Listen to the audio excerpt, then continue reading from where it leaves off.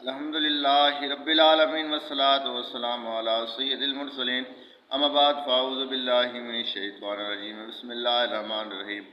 آج کا جو ہمارا موضوع ہے والدین کی نافرمانی کے عذاب میں، رسول خدا صلی اللہ علیہ وآلہ وسلم نے ارشاد فرمایا، اگر اللہ عز و جل کے علم میں زبان کے اندر اف سے زیادہ سبق اور کم تر لفظ کوئی اور ہوتا تو اللہ عز و جل اف کے بجائے اس سے استعمال فرماتا، گویا کہ اف سے زیادہ کوئی سبق کلام عرب میں دوسرا لفظ ہے ہی نہیں۔ چنانچہ حق تعالیٰ فرماتا ہے، اما یبلغن عندک الکبیرہ احدہما او کلاہما فلا تقل لہما اف ولا تنہرہما وقل لہما قولا کریما۔ ترجمہ کنز الایمان، اگر تیرے سامنے والدین میں سے ایک یا دونوں بڑھاپے کو پہنچ جائیں تو ان سے اف نہ کہنا اور نہ انہیں جھڑکنا اور ان سے تعظیم کی بات کہنا۔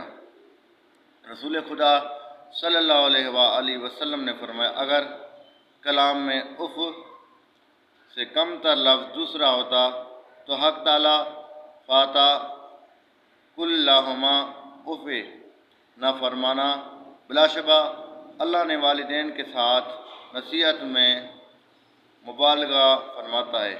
رسول اللہ صلی اللہ علیہ وآلہ وسلم نے فرمایا، والدین کا نافرمان اگر روزے رکھے اور نماز پڑھے یہاں تک کہ وہ اس میں منفرد کی مانند بن جائے مگر اس حال میں مرے کہ اس کی والدین اس پر ناراض ہیں تو اللہ سے اس حال میں ملاقات کرے گا کہ وہ اس پر شدید عذابناک ہوگا۔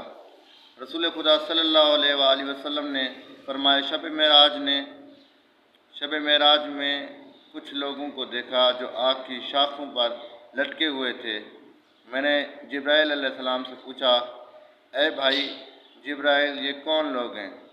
عرض کی، والدین کے نافرمان لوگ ہیں۔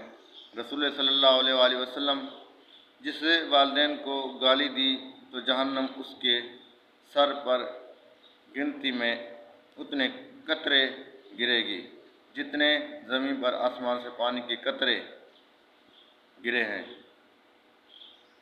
ہم اللہ عز و جل سے جہنم اور اس کے غضب پر پناہ مانگتے ہیں جس سے جہنم میں داخل نہ ہو۔